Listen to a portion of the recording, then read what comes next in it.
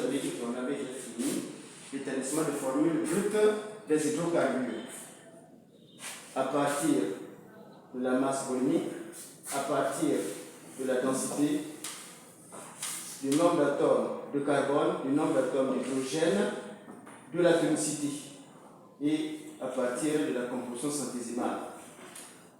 Maintenant, aujourd'hui, nous allons voir l'analyse et la synthèse de l'eau. Analyse de l'eau. Définition. Donc ici, vous devrez être capable de définir l'analyse et la synthèse et de distinguer les appareils utilisés pour réaliser ces réactions chimiques. Définition de l'analyse. L'analyse ou électrolyse. Donc, vous l'appelez par analyse ou par électrolyse.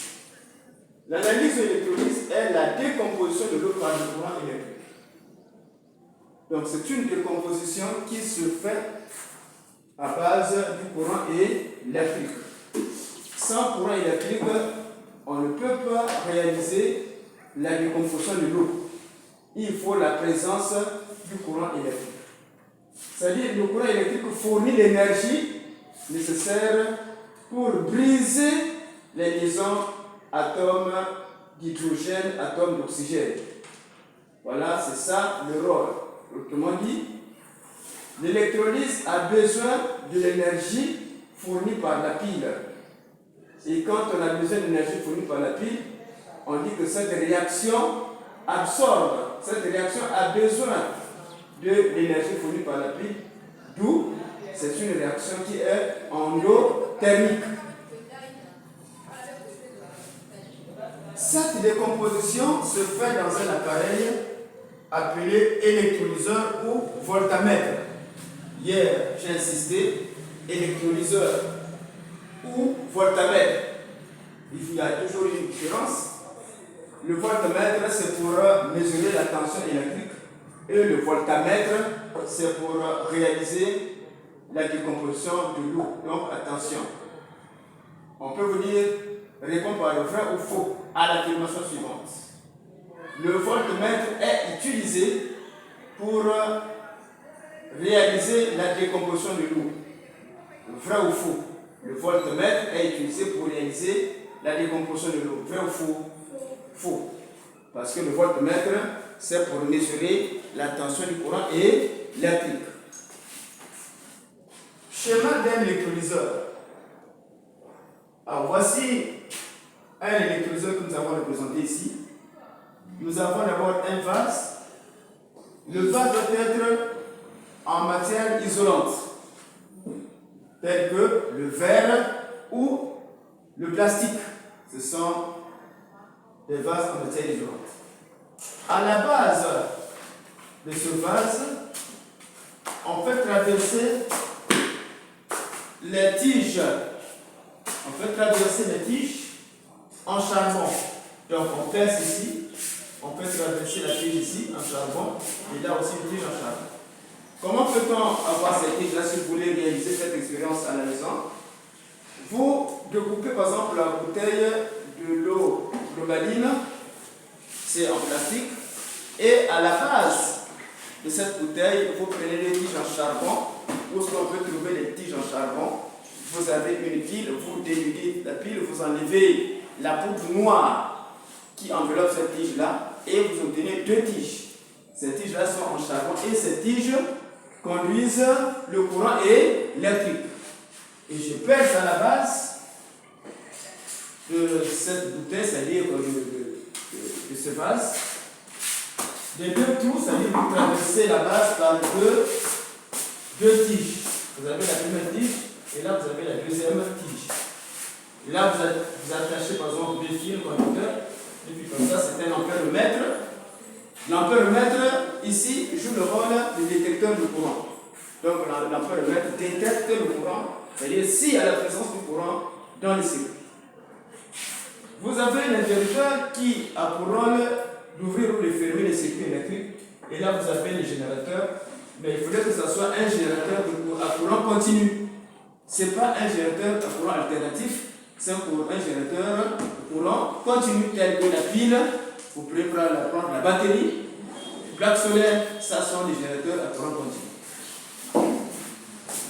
Maintenant, vous voyez, ici nous avons l'anode et là vous avez la cathode. Il y a une électrode qui est reliée à l'anode et vous avez une autre électrode qui est reliée à la cathode. L'électrode qui est reliée par exemple au port plutôt à la borne positive ici, l'électrode qui est reliée à la borne positive ici est appelée anode et l'électrode qui est reliée à la borne négative est appelée la cathode.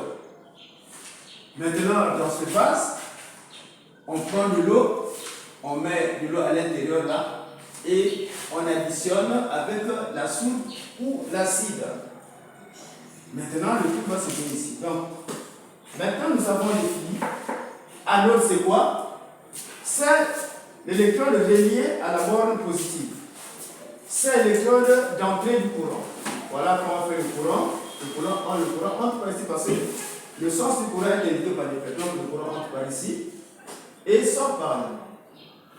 La cathode, l'électrode reliée à la borne négative. C'est l'électrode de la sortie du courant. Voilà, ça c'est la sortie du courant. Maintenant, expérience. Premièrement, versons dans l'électrolyseur. Suivez. Versons dans l'électrolyseur. Dans l'électrolyseur.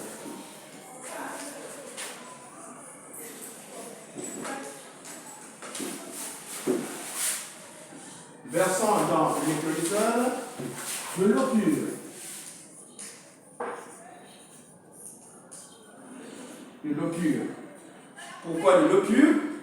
Si nous prenons l'eau du robinet, on risque de fausser les résultats parce que l'eau du robinet peut contenir des ions susceptibles de conduire le courant électrique. Or, dans l'eau pure, nous n'avons que les molécules d'eau. Il n'y a pas d'autres parties, nous n'avons que les molécules d'eau. Maintenant, comment on fait pour obtenir l'eau pure? On peut obtenir l'eau pure par la distillation. Maintenant, si nous manque de l'eau pure commercialisée, on peut prendre également l'eau du réfrigérateur, c'est plutôt des climatiseurs. L'eau qui tombe là, c'est de l'eau pure. Donc, versons dans l'électrolyseur de l'eau pure. Donc, on prend de l'eau pure, on verse dans l'électrolyseur. Donc, puis, fermons le circuit et oui. Puis, fermons le circuit.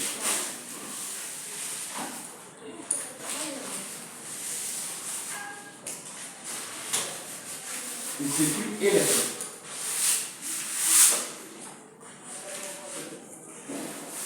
Puis, fermons le circuit électrique. Point. On va passer observation.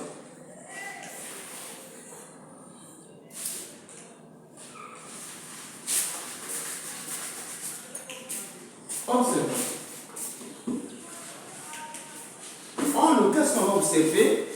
Après avoir versé l'eau pure dans l'électrolyseur, on va maintenant observer ce qui se passe.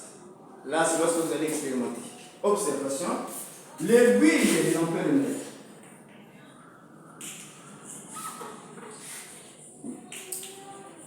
De l'ampéromètre.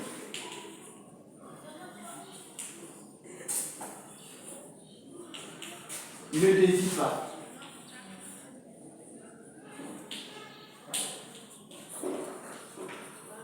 Point. L'aiguille d'ampéromètre ne dévie pas. Nous avons dit que l'ampéromètre, c'est un détecteur de courant. Lorsque le courant circule dans le circuit, obligatoirement, l'aiguille de l'ampéromètre va dévier. Mais si l'aiguille de l'ampéromètre ne dévie pas, qu'est-ce qu'on va dire? Est-ce que le courant circule? Est-ce que, suivez, comment on prend le chemin du courant électrique? Vous voyez, le courant fait ceci. Quand ça arrive, ça entre par ici. Vous voyez, les deux électrodes sont reliés par la présence de l'eau pure. Voilà. Donc les deux électrodes baignent dans l'eau pure.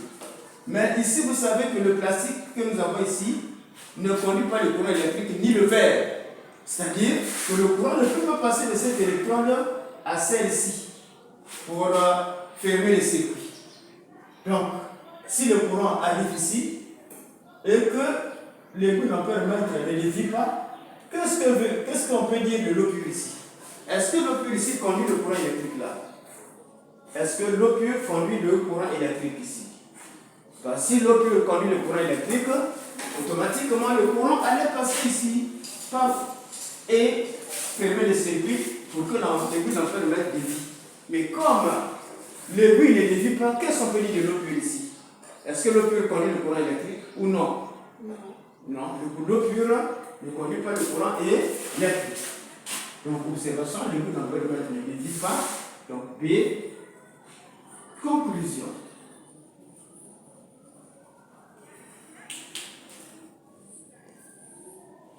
Alors, donc, on conclut que l'eau pure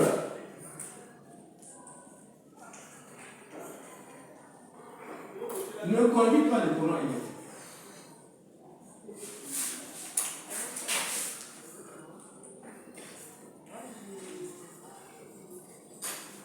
Le courant électrique.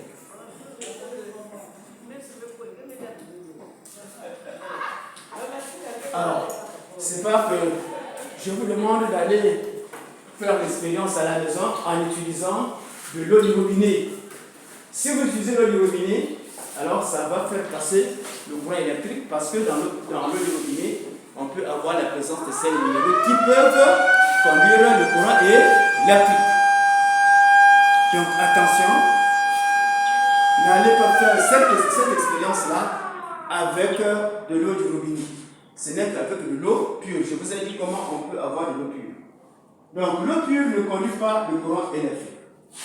Et qu'est-ce qu'on fait encore? Parce que notre but ici, c'est de décomposer l'eau. Il faut décomposer. Maintenant, qu'est-ce qu'on fait? On va maintenant ajouter à l'eau pure quelques gouttes d'acide ou de soude.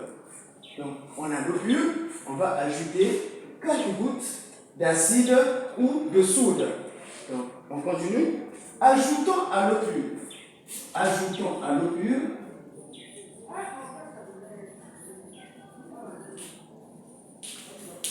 À l'eau pure.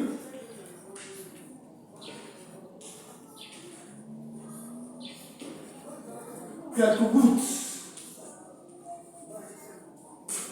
d'acide ou de soude, d'acide ou de soude.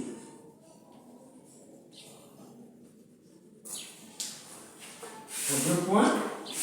Alors, observation ici. Observation. Donc, c'est observation.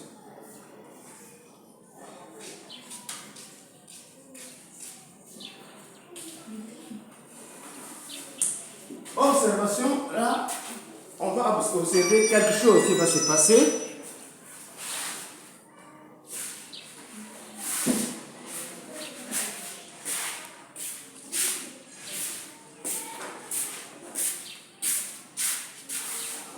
Alors, on observe. Observation. Au départ, ici, quand on avait mis de l'eau pure, alors on dit que plutôt l'aiguille d'ampèremètre ne déviait pas. Mais ici, on va observer, observation, l'aiguille de l'ampèremètre dévie.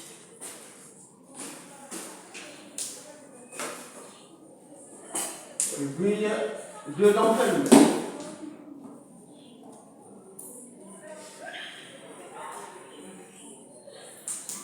Dévie. Alors, si l'aiguille d'ampèremètre dévie, qu'est-ce qu'on peut dire finalement? Si l'aiguille d'ampèremètre dévie, qu'est-ce qu'on peut dire? Est-ce qu'il y a le courant dans le circuit ou non? Si l'aiguille dévie, l'ampèremètre, je vous ai dit, c'est un détecteur de courant. Au départ, quand on a mis de l'eau pure, on avait constaté que l'aiguille de l'ampèremètre ne dévie pas. Et conclusion, on a dit que l'eau pure ne conduit pas le courant électrique. Maintenant, observation, en ajoutant à l'eau pure quelques gouttes d'acide ou de soude. Observation, l'aiguille d'ampèremètre dévie. Maintenant, comme l'aiguille dévie, qu'est-ce qu'on peut dire? Est-ce qu'il y a la présence du courant électrique dans le circuit ou non? il y a la présence du courant électrique. Vous ne voyez même pas ici, l'aiguille ne dévie pas, cela signifie que l'eau pure ne conduit pas le courant électrique. Ici, l'aiguille l'ampère-mètre dévie, donc l'eau additionnée de soufre d'acide conduit le courant électrique. Vous ne voyez pas. Oh. Bien, observation. L'aiguille l'ampère-mètre dévie. Et conclusion, maintenant on va conclure encore. Des conclusions. Une autre conclusion.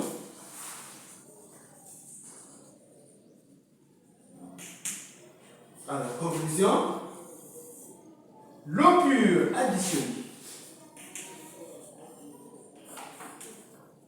L'eau pure additionnée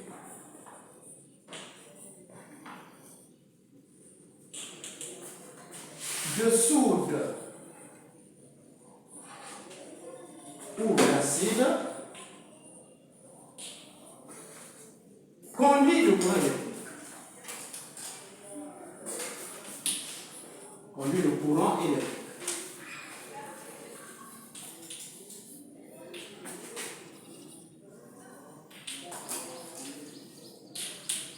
Conduit le courant électrique. Alors, ici, ça conduit le courant électrique. Nous avons vu le notion d'acide et de base. Et nous avons dit que dans les métaux, qui a su conduire le courant électrique, ce sont des électrons. Mais ici, l'eau, plutôt l'acide ou la soude, contiennent des ions. Donc, lorsque on met quelque chose d'acide ou de soude dans l'eau pure, l'acide ou la soude apporte des ions à l'eau pure. Donc, les conducteurs de charge électrique ici ne sont que les ions. Dans les ions, vous avez les cations et les anions. Donc, l'eau pure additionnée de soude ou d'acide conduit le courant électrique. Maintenant, la soude ou l'acide sont appelés électrolytes. La soude ou l'acide sont des électrolytes.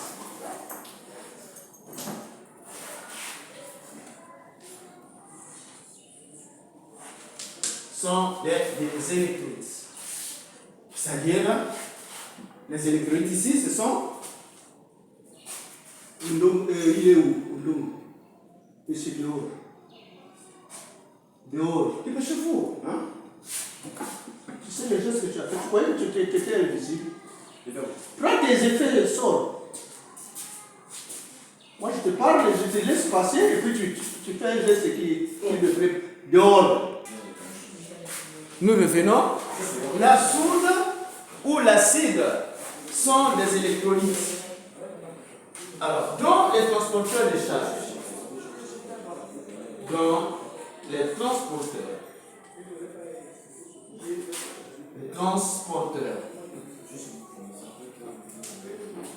des charges électriques.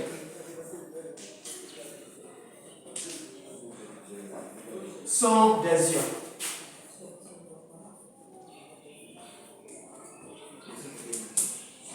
Remarque, suivez, remarque.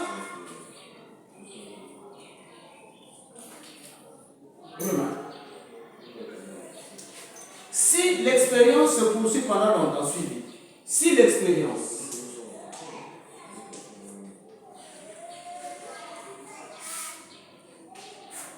se poursuit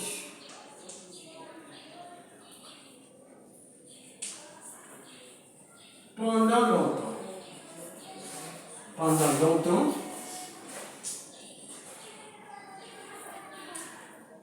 observe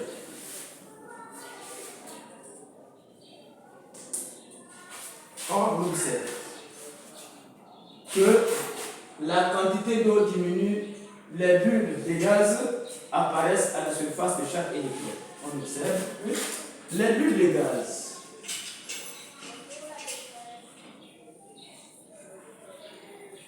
apparaissent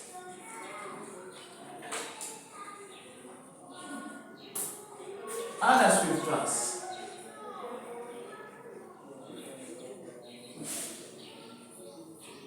des électrons.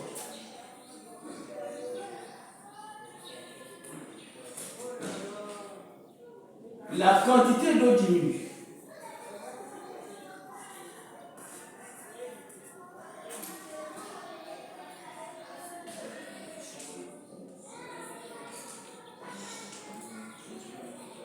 Dans l'électrolyseur. Qui parle là? Dans l'électrolyseur.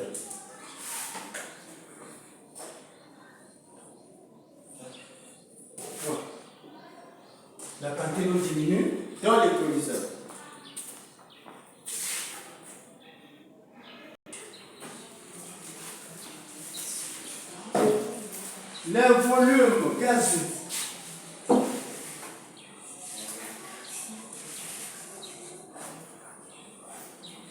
Le volume gazeux augmente.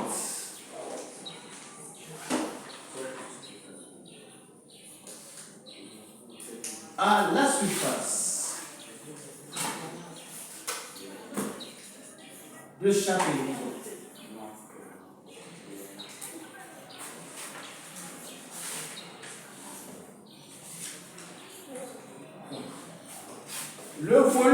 Les volumes gazeux sont. Voilà. Donc ici, toujours observation, on observe. Le volume du gaz qui se dégage à la cathode est plus important que le volume du gaz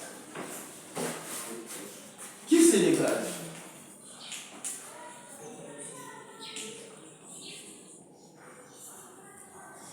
à la cathode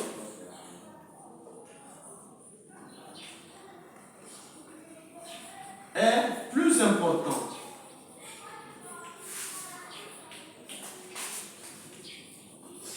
que celui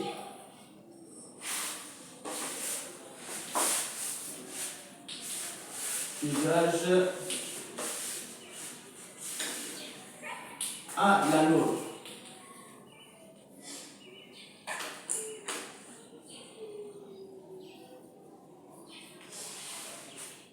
Alors, en conclusion, l'eau s'est décomposée. L'eau s'est décomposée. Nous avons dit que la quantité d'eau diminue dans l'électrolyseur. Mais si la quantité d'eau diminue, et on dit que le volume gazeux augmente. Donc, l'eau a été décomposée en donnant deux gaz. L'eau s'est décomposée. C'est décomposée.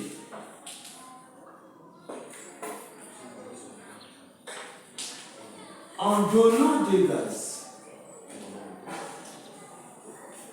En donnant deux gaz. L'eau s'est décomposée en donnant deux gaz. Maintenant, nous ne connaissons pas ces gaz et on va passer à l'identification des gaz. Donc, 4. Identification des gaz. Identification des gaz.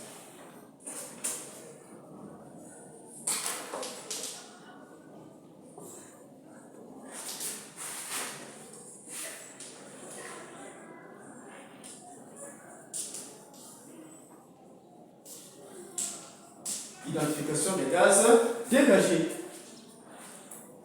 Je vous laisse le temps d'écrire.